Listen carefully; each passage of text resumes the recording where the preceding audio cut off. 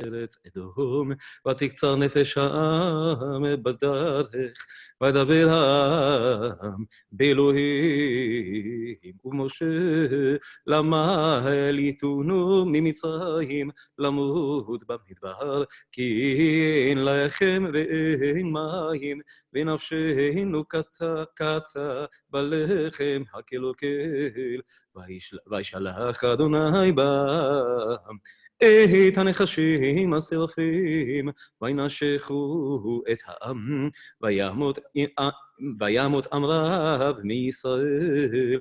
ויבוא העם אל משה, ויאמרו חטאנו, כי דיברנו באדוני ובך, התפלל אל אדוני, ויסר מעלינו את הנחש, ויתפלל משה בעד העם.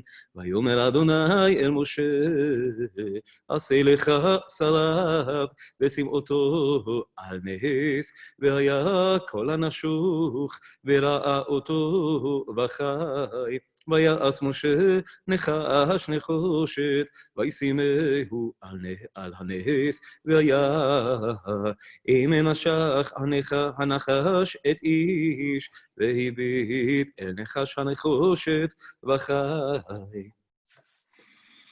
Thank you very much for this great and impressive reading of the verses. That's the story we heard now. And in order to start our conversation about it, I thought that for, well, let's say 7 or 8 minutes, we could go in 3 breakout rooms, not too long, just to be in a smaller group. And these 3 breakout rooms would deal with the story in 3 different perspectives. Group 1 looks at the people of Israel and what they want in the beginning, why they complain here, and what's happening with the people of Israel during the story. Group 2 maybe has the easiest or the most difficult function, having a look at Moses.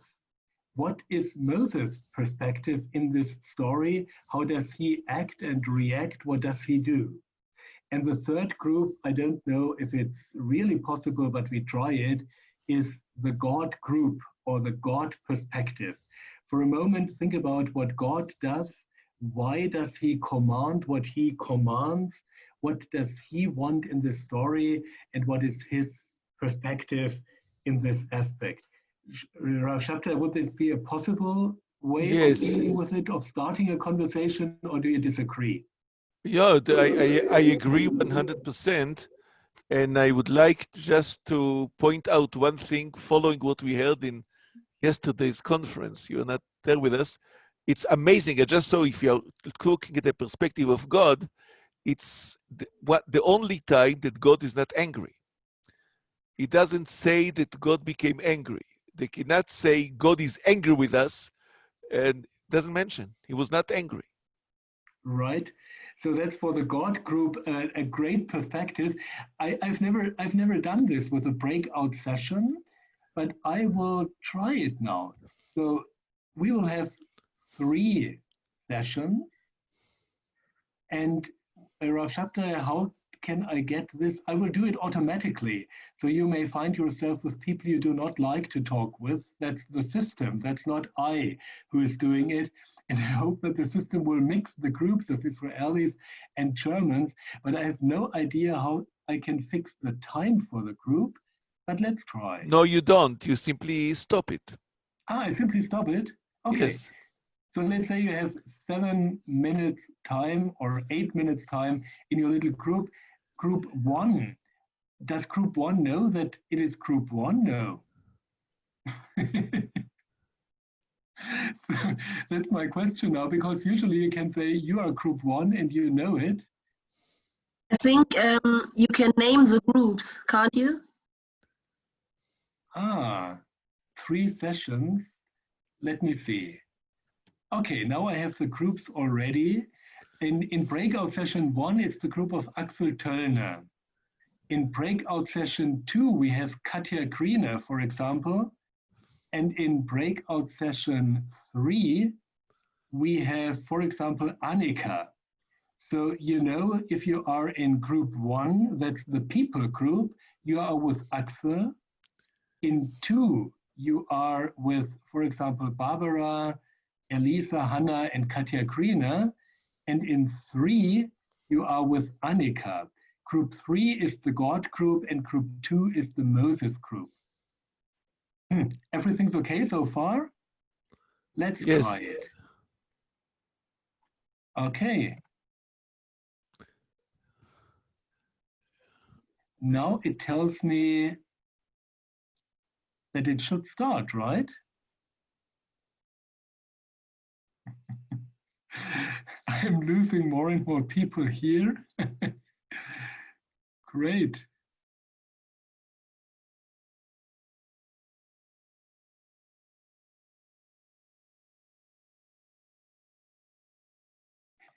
That's wonderful. Rav Shabtai left, right? Rolly is still here with me. No, he left as well. Mordechai?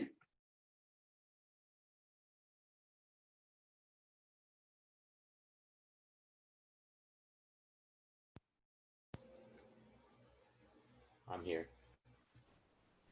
So we have Matthew and Mordechai who are not in a group so far, right? I just tried to understand what's group are. And that's the problem. Mordechai, you just came in now, right? Yes. So welcome and great to have you here. We started to read Numbers 21, verses 4 to 9. And for getting this reading started, I said that we have 3 groups with 3 perspectives. One group, group 1, deals with the people's perspective, group 2 with the Moses perspective, and the system somehow put you into group 3, I think, which is the perspective of God. What does God want in this story? What does he think and do? And this is what we want to do for 7 to 8 minutes, not longer, and then come back in the plenary and continue our discussion.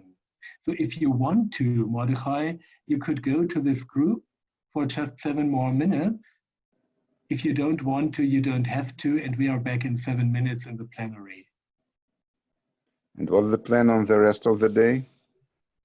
And then we will be in the plenum for the rest of this afternoon session now until 6:30, and then 6:30 German time, 7:30 in Israel, and then we meet again at 8:15 in Israel.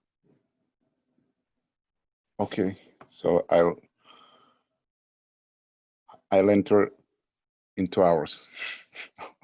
Okay, so Thank see you. you again. Bye-bye.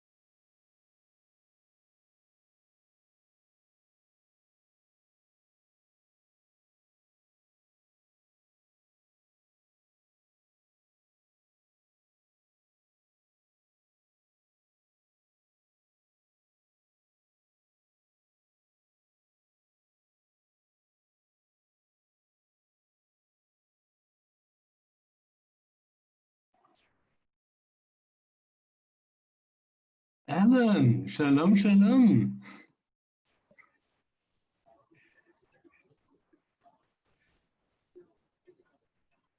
Do you hear me? Hi. Hi, Alan, that's great to see you. Actually, It's I'm great. quite alone because all the others are in a breakout group for 2 more minutes. So I'm all alone here as the moderator who hasn't to be in a group. And it's fantastic to meet you. Hi. Where are you? You're in Leipzig? No, we are in the middle of Franconia, where my wife still works. So we are on a very rainy afternoon near Nuremberg, Very nice. I'm And here in you? Tel Aviv. It's very hot. We are I very, see. very careful. We don't go out much. In fact, we don't go out very at all. I go for walks, but that's about. I haven't been together with my grandchildren. We see each other they come visit. I'm on my balcony and we wave, but Oh, we haven't really? hugged them and we haven't kissed them. We haven't ate with them since February. Now that's So I was terrible. in China in the month of November, and then I came back and I went to Madrid for the soccer game right before in the end of February, Really? and we escaped because the next 2 days it really came down at the end of February. But since February 27th, we've been pretty well locked up in our home. And I'm doing fine. I lost around 4 kilos. I'm watching myself what I eat. And I'm busy with my computer, with my office in LA. And we're surviving, and it's going to be okay when it's all over. Well, but that sounds like, well, really a hard and intensive year somehow you've had. You've been to China and to Madrid. That's poor. Yeah, two hot Really? spots. You, you, The you two, couldn't have been closer. No, really. no, it was like following me, and I got out just in time. I saw the wave coming and I jumped out of the water. And then we were going to stay over in Madrid. We went to see the game, Manchester City against Real Madrid. And then I had 4 grandchildren with me. And I said, let's wait for Saturday night and let's watch the Classico. And then I woke up in the morning. I said, nah, let's get out. I have friends of mine who went to that game and they all got sick. Really? That was the bad one. That in February 26th, 27th, that's when it really spread in Spain. It was really bad, if you remember how bad Spain was. Absolutely. And we escaped it. I was forced to go into quarantine when I got back for around 5 days. I have not had any symptoms. I haven't been tested. And but I'm a critical person. I have a heart condition. I'm I see. 77 years old and I'm not taking any chances. My wife has been super with me. We don't play around. We have this weekend a bar mitzvah for a nephew, and we're not going. Hmm. That's how serious it is. I see. I know that guy. Hi. I don't know Now, you. now people are back from the breakout session. Yeah. At least some of you are back, or all of you are back. That's an amazing experience. I have really power as the moderator here. If I don't want to see you anymore, I can just put you again back to some breakout session. That's No, you have to fantastic. agree. You have to accept to go Oh, to. I see. Oh, hello, Rabbi. Hello, Beth. And it's wonderful that Alan Dolphin is with us now. Welcome to you now also in our bigger group. Alan, we just started to read Numbers 21, verse 4 to 9. That's the story with the bronze serpent, or however you may call it. And I sent people out in 3 different groups.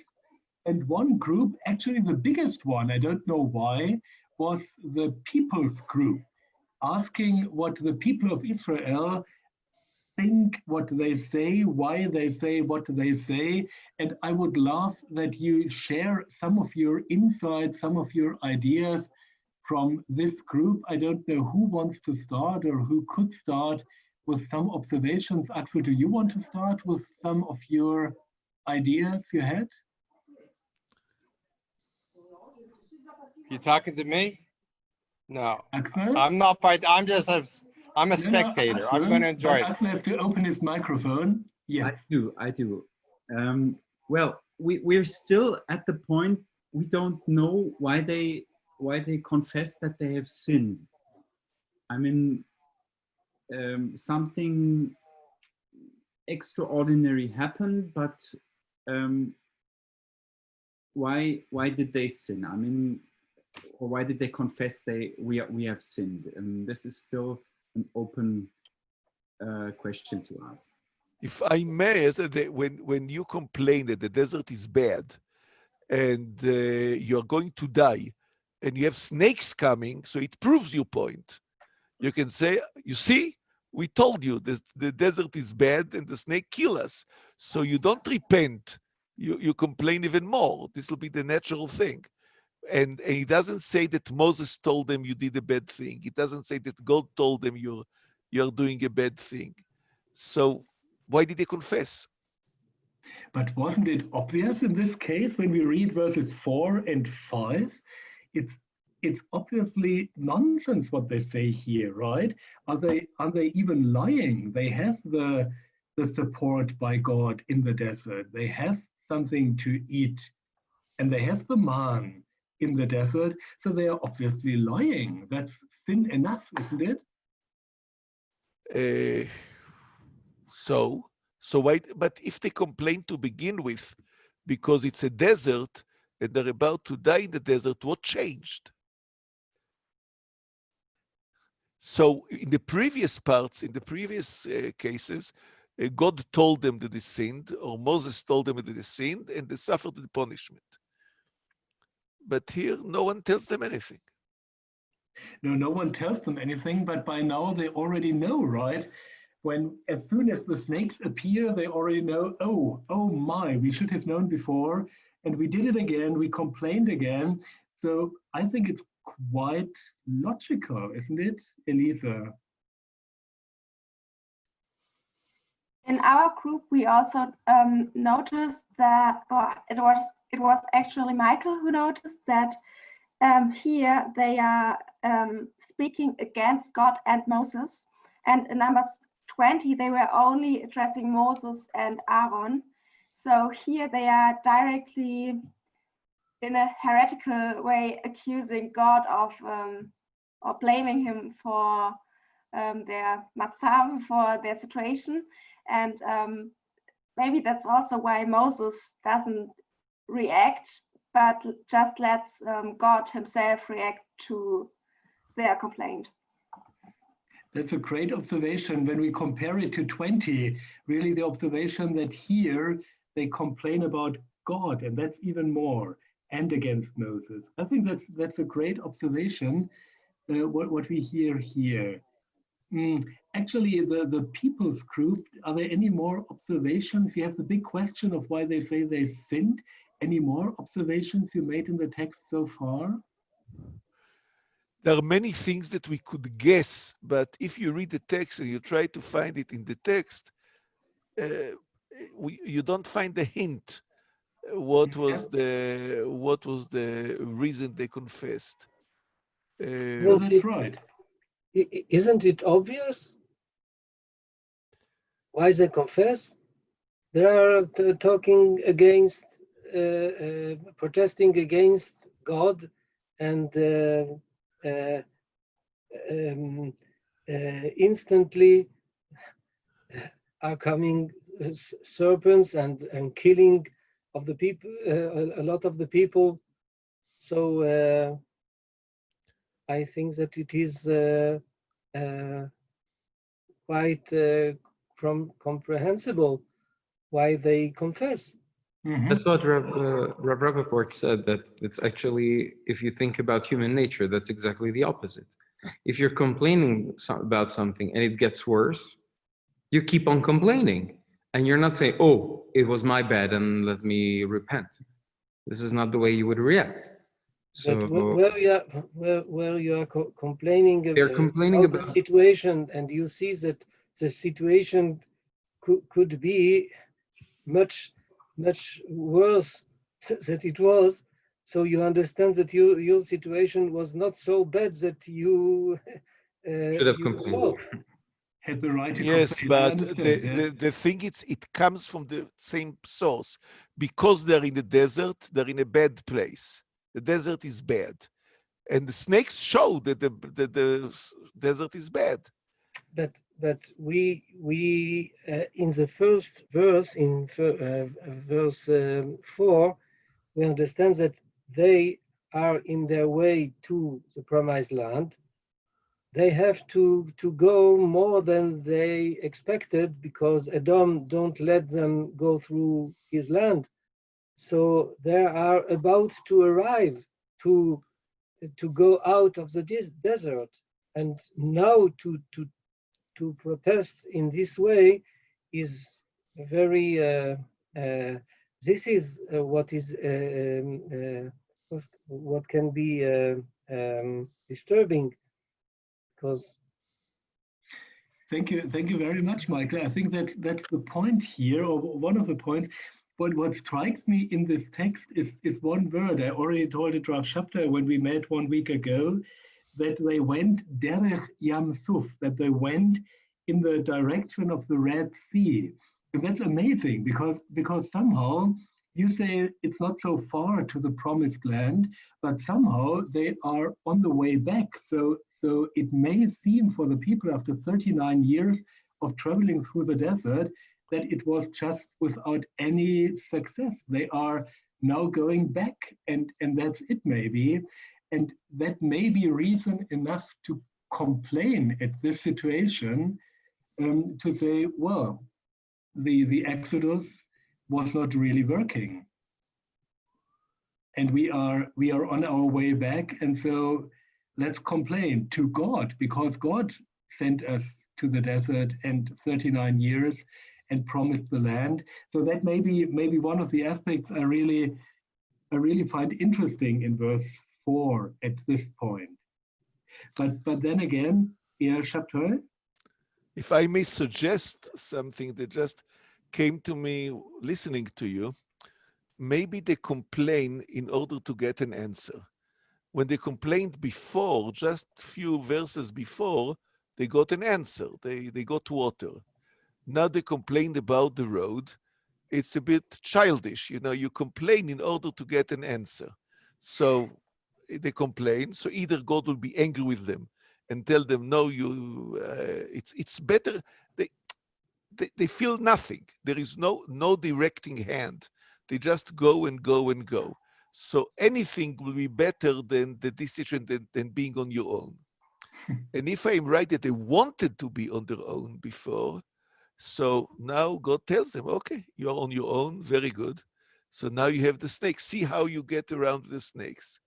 And maybe they managed to see God without God speaking to them, without Moses speaking to them. You have to open your eyes and see the hand of God when it's not explicit, when it's implied. And so God was not really angry with them. He gave them the opportunity to see him not directly. Mm-hmm. And somehow they got the message. I don't know how, but somehow they got the message. They realized that it was not a real progression from the complaint to a punishment.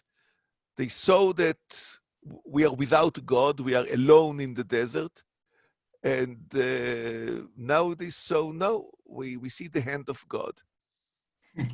But that's interesting to start the story, or to read the story as a way of people who do not sense God, who do not feel God, provoking a God reaction at this point by complaining.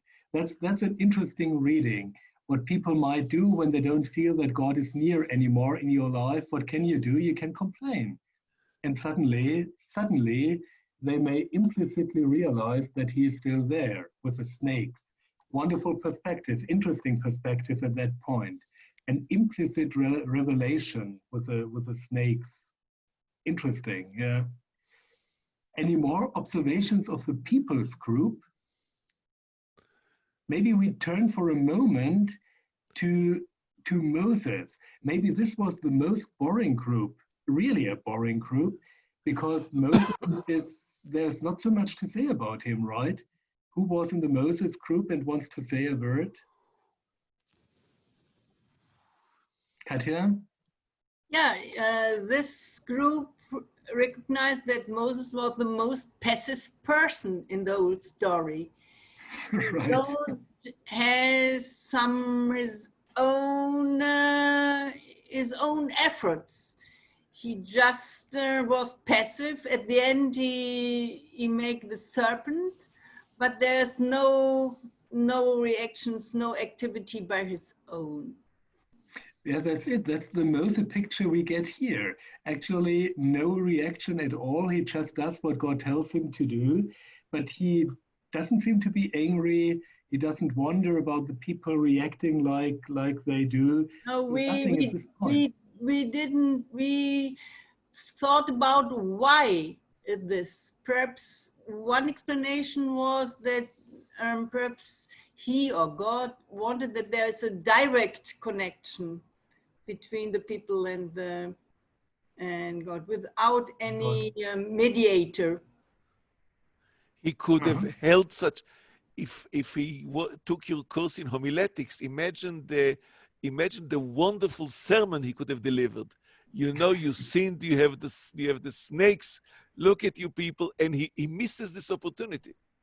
Yeah, a great chance for a sermon, one of the best chances for a sermon ever at this point, but he just doesn't do it. He just does what the people tell him to do, and Moses... No, what God told to do, not what the people... Both. But also what the people want. Verse 7, and Moses prayed for the people. That's what the people want, and he does it. And then he does what God wants. No sermon at all. That's interesting for a homiletician, at least. Quite interesting. Elisa, both Elisas. Elisa Ströhle, first of all, and Elisa Koch then. Elisa. I think you have to open your microphone. Yeah. We also ask ourselves what Moses thinks about the way of God reacting with sending the serpents. Yes, and we say we don't hear anything about it, but he cannot really get. It's not possible that he gets completely angry against God or that he loses all his confidence, because he is still doing the thing that God is saying him to do with making the iron serpent. Right. Yeah, I think still it's not the thing he assumed that God would do. Mm-hmm. Right. But he just does it. And yeah, wonderful. Elisa, and then Michael. Another thought we had was that maybe, I mean, it's Numbers 21, so there have been many of those stories of the people complaining and of some kind of reaction by God and Moses. And maybe Moses is just has just resigned. Maybe he's just so used to those complaints and to those, to this rebellion, that he's not really emotional about it anymore. And maybe it's the same for God's reaction. Maybe he's not surprised by anything God could do at this point of the story, because he has already lived through so much in the desert, and he's just not bothering anymore because it's too much. I see. So people don't change, and that would be another reason why it's not a great time for a sermon at this point. And yeah, some kind of Moses psychology. Wonderful. Michael. I thought that he didn't give any sermon because the people react immediately with recognizing their sin. So he has not the opportunity to make this sermon to bring the people to recognize their sins. They recognize it already.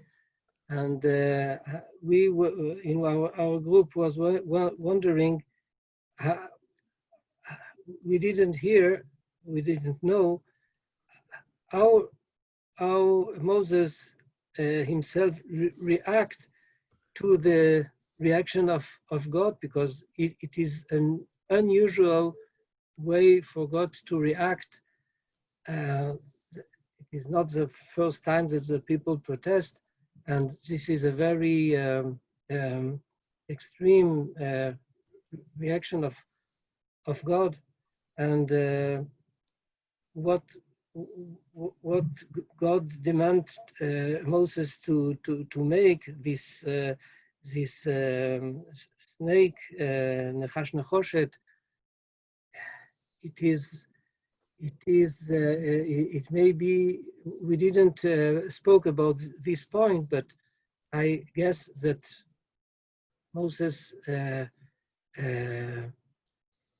could be very astonished about this commandment, because it is not far from a magic way of dealing with a problem, and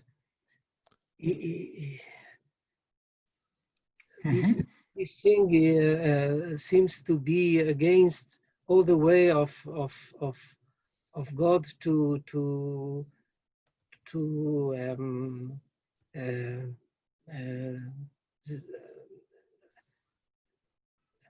go against the magic way of right, the life. Wonderful. I think we have to deal with the God perspective in a minute, but Arvid, first of all, with one more remark. Yes, I have a little observation. I wonder why doesn't need the people a mediator to complain to God, but when they want to pray, they need Moses. So I don't know, when they are able to complain to God, why aren't they able to pray to God, to confess their sins to God? I think that's very interesting about Moses in this story. Maybe it's much easier to complain sometimes and to use this way of speaking than to confess directly toward God. Thank you very much for these observations. Are there any God perspectives we have? What does God do? Michael, you already asked the big question, what does God do here? Actually in 2 dimensions, sending the fiery serpents and then having this strange commandment, Moses building this, how do we want to call it, bronze serpent or serpent of brass or whatever. Who was in the God group, or who wants to say a word about God? Rahel. So the God group has been really interesting, but really difficult as well. So trying to figure out what God wants, or what God, or on how, or why God did what He did, is quite hard, really. But we were thinking about different things, and they were really interesting. So when you think about God didn't sending, or has not sent these serpents, but they have been there in the desert before, which Rowley brought in as an idea, and I thought it was amazing. So the desert as something dangerous, and there were snakes, and God was protecting His people before, and then suddenly when they were complaining, He was just not angry, but more in the matter of technical speaking, well, okay, then I show you how it is without my protection. And in lowering the protection, the snakes came, and the people then realized, oh, that's how it is without God when we want to walk alone. And so in praying to God, He has made another deal in showing this solution and this brass serpent as the aim of their praying, and to renew the faith in God in, okay, I just have to look at this, change my perspective, look up, and then I am healed. Yeah, so no angry God, even it was hard to think about that. Thank you very much. Abraham? Thank you. And again, also this, from the perspective of the test, as you you raised earlier, the people just put it in the face of God, God, we don't need you. And then God said, okay, fine. If you don't need me, like Reverend Rachel have said, I go off. God goes off, the snakes come in. The people now realize we need God. They go back to God. God said, okay, start from somewhere. I give you this sign. You can choose to look at it. It's not by force. You can choose to complain. You can choose to do whatever you want. It's just a bronze snake. But if you want to listen to me again, look at it and leave. And the people who looked at it lived. So back to the earlier discussion of faith in God again. So the first part, they put on the face of God, God, we don't need you. The second part, God said, okay, if you don't need me, I go off. The third part, God comes in again and give them a simple solution to help them. If you look at it, you get well. Thanks. If I may pound, Alexander, can I just show something? You can show something, but you know, Rav Shapta, that I like this very Protestant reading again of the story. That's great. Always with this feeling of, do we need God, or are we in our self-closed circle? Right. That's right. wonderful. Yeah, Exactly. Rav Shapta. And afterwards, I have Elisa and Annika on my list. This is from Deuteronomy 9, several verses where Moses reminds the people of all their sins, all the bad things that they did. So there is a list of places here, 22 and 23, and you don't have the snakes, you don't have the sin. The sin here is not mentioned. So this was something special, because again, probably God did not say that he was angry, and it was something else, not just plain complaining. It should be looked, it should be considered maybe in a different light. Okay. Thank you so much for pointing to this Deuteronomy verse. I have Elisa and Annika. I have a question on verse 6. I just noticed that in the Hebrew version, it's Vayishlach Adonai Ba'am et Hanachashim Hasrafim. So it's with an article, it's definite, which usually means that the serpents have been mentioned before. It's astonishing because they are not mentioned in the context, and I just wanted to ask the God group if they have talked about this, and then also ask our Jewish participants how the rabbis read this article. That's an interesting question. You could have said without a definite article, you could have said that as well. And actually our translations, both the English and the German one, don't have an article. It's not the fiery snakes or serpents and not die feurigen Schlangen. Do you have any answers, Rav Shabtai or anyone else? Yes, in the biblical Hebrew, the way that you, if you want to have an article that something is known, the, so you put the twice. Habayit Hagadol is the great house. So when you have a description, so you put the article twice. You say Habayit Hagadol, Ha'ish Harishon, the first man. That was not my question. My question was why use the article at all? Because we haven't read anything about those serpents before, and usually the article is referring to something that was already introduced in the text. I see. This is a very interesting question. Very, very good. It could have been in Hebrew, Vayishlach Adonai Ba'am Nachashim Srafim. That's okay. Right. Yeah. Okay, Annika, you want directly to say something to that? Yeah.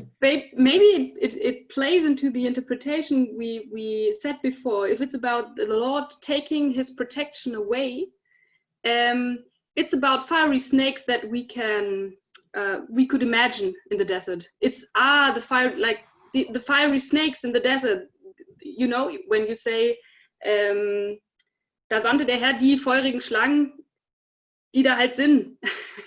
So it's not something amazing or like something he creates or anything. It's just something that's there, and that could like link with the interpretation we had, that he's just lifting his protection. And this is what people would realize then when these snakes appear. Wow, we have been protected, and we didn't even realize it when we were just walking and walking back now, Derech Yam Suf, back to the Red Sea, and now we realize, wow, we have been protected, and there is a God around. Also, we did not realize Him, and this again, as a Protestant, would be a very, very good reason to confess your sin. Because not realizing that God is there, that God is with you, and that you are protected by God is a very, very good reason, Rav Shabtai, to confess your sin. For me, that makes perfect sense, Annika. I just wanted to add, because I mean, Rahel and Abraham said the main thoughts that we had, but the whole discussion was in between some, like that we argued whether God answers to the people was emotional or whether it was technical. And we thought about whether God was prosecuting or whether he took protection away. And we thought about if there was something about passive aggressiveness, or like there was so many, now it sounded as if, you know, we had one story that we could agree on at the end, but there were so many points, and maybe it's in between all these things. Yeah. That's a great perspective. Elisa, you want to add something here?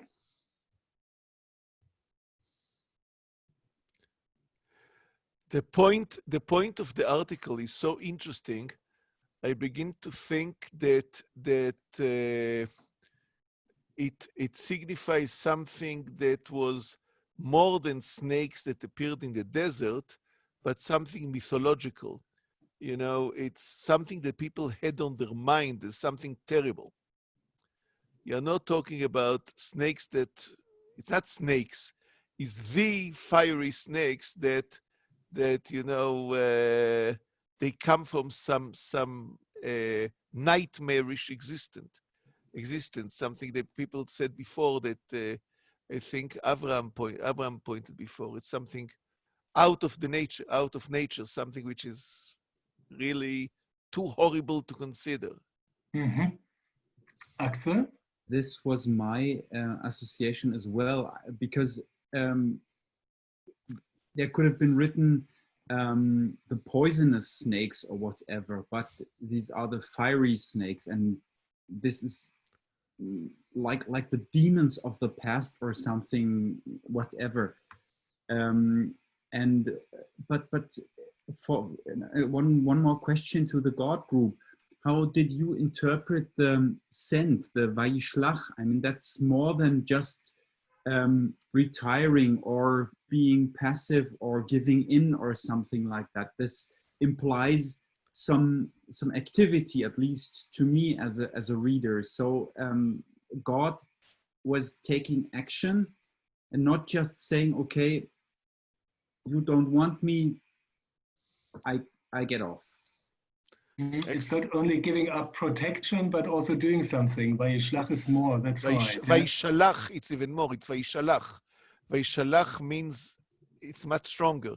It's almost close to creation, meaning as if they were made for the purpose. Lishloach is to send. Vayishalach is to smite. Mm-hmm. So it's not only the serpents which were there, it's more. God is more active than we might have thought here. Okay, Rahel? That was before we discussed about it, and before the thought of taking protection away seemed really logical to me.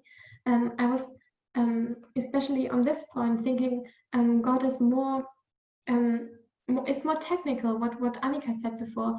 So it's the people are complaining, and then God does this thing actively. So he is maybe sending these snakes or creating them, and instantly the people are redeeming and or repenting.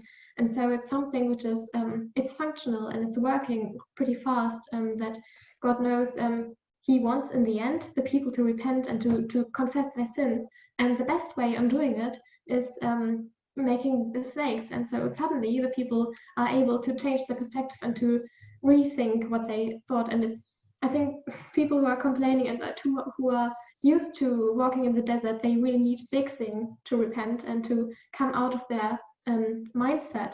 And these fiery snakes, which seem to be appearing from a nightmare, they are the best way of really taking them out and disrupting and coming into their lives and making them see different things. Yeah. At least much better, Rahel, than any kind of a sermon, right? which could have been delivered here at this point. Dear friends, I see that it's 6:30 in Germany, 7:30 in Israel, and we agreed upon something like a little break we will have here at this point of time.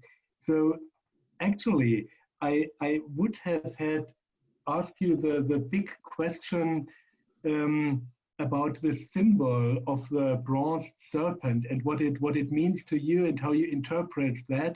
We just said some words about it, but not too much. I think we have to deal with that for some minutes. And my second big question would have been, does this text at the moment tell you anything in our corona crisis? And is it a text we can use in this kind of crisis, or we should not use in this kind of crisis? There are two possibilities now. Either we take 10 more minutes for these two big questions and have a break afterwards, or we have our break now and come back with these questions and with Tuvia Perry's lecture after our break. So these are the two options, you got them, and we do it in a democratic way. So you can So you decide. The democratic way will be that you decide. Yes. What kind of a this is the only the democratic way of Israel or Trump. This is not the Katja, in order not to get too political. In Israel, we will take no, both options. This is the USA, the Putin, the Benjamin Netanyahu democratic way, but not mine. Katja, tell me, Nesamim is a democracy? Before entering too much into this detail. In this moment, totally, because I'm alone here. Okay, who wants the break now? Raise your hands maybe. Okay, I think that's kind of a majority. So let's have 45 minutes of a break. And we meet back again here at 7:15 Germany, 8:15 Israel, and have these questions. And then Tuvia would be your turn if it's not too late for you. Is that okay? No, I prefer that we will begin at our next meeting at 8:30, but it's okay. And then I could wait, but it's okay. Okay, so we'll discuss our things until 8:30. Okay, Alexander? Okay. 8:15 to 8:30, 8:45 will be the discussion. And then 8:30 will be your lecture, Tuvia.